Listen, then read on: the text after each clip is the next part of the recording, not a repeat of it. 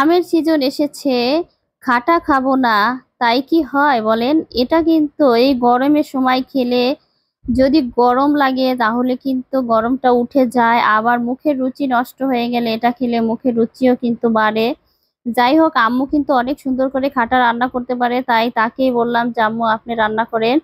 এখানে এই যে দেখতে পাচ্ছেন যে কাঁচা যে আমগুলা গাছে থেকে পড়ে গেছে সেটা মানে কুড়িয়ে এনে এরপরে ছুলে ধুয়ে কেটে পরিষ্কার করে কড়াইতে দিয়ে গরম পানি দেওয়া হয়েছে। এরপরে ধনিয়ার গুঁড়া, শুকনা লঙ্কার গুঁড়া, হলুদের গুঁড়া, স্বাদ মতো লবণ দেওয়া হয়েছে।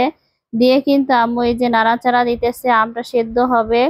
আর আগে কিন্তু চিনি দেয় নাই, কারণ হচ্ছে যে আমটার ভিতরে যদি আগেই চিনি দেওয়া হয় তাহলে কিন্তু সেদ্ধ ভালো করে হবে না। এই জন্য এই যে ঢাকনা দিয়ে একটু ঢেকে দিল সেদ্ধ হওয়ার জন্য।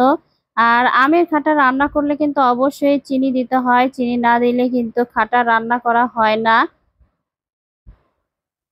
এই যে আমটা প্রায় সেদ্ধ হয়ে গেছে সুন্দরভাবে, নাড়াচাড়া দিয়ে কিন্তু এখন আম্মু তেলের উপরে বাগার দিবে। কিন্তু এর আগে এই যে একটু মিষ্টি হওয়ার জন্য চিনি অবশ্যই দিতে হবে, চিনি না দিলে কিন্তু আমের খাটা হবে না বা রান্নাও সুন্দর হবে না। কাদের অঞ্চলে এটাকে কি বলে সেটা অবশ্যই আমি জানি না, আপনারা কমেন্টস করে অবশ্যই জানাবেন। আমাদের এলাকায় এটাকে আমের খাটা বলে, তাই সেটাই আমি বললাম। যাই হোক, এই যে কিন্তু অর্ধেক রান্না হয়ে গেছে, এখন কিন্তু এটাকে তেলের উপর দিয়ে আম্মু বাগার দিবে, এই জন্য নামিয়ে নিল। এখন হয়ে গেছে প্রায়ই, আর তেলের উপরে বাগার দিলে ফোড়ন দিয়ে তাহলেই কিন্তু রান্নাটা হয়ে যাবে। আম্মুর এই রান্নাটা কিন্তু অনেক সুন্দর হয়। এখানে কিন্তু রসুন কুচি আর একটুখানি পেঁয়াজ কুচি দিয়ে ভাজা হচ্ছে। এটা একদম ব্রাউন কালার যখন হয়ে আসবে তখন কিন্তু কিছু কালো জিরা এর ভিতরে দিয়ে দেব। এই যে কালো জিরা কিন্তু আম্মু দিয়ে দিয়েছে মনে হয় অলরেডি।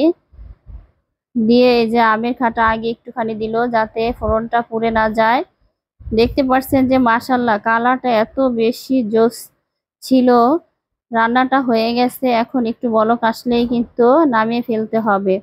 এটি আপনি গরম গরম ভাতের সঙ্গে, খিচুড়ির সঙ্গে বা এমনি শুধাও খেতে পারবেন, তাহলে কিন্তু অনেক টেস্ট লাগে। আর বিশেষ করে মুখের রুচিটা কিন্তু অনেক ভালো হয়ে যায় এই আমের খাটা খেলে।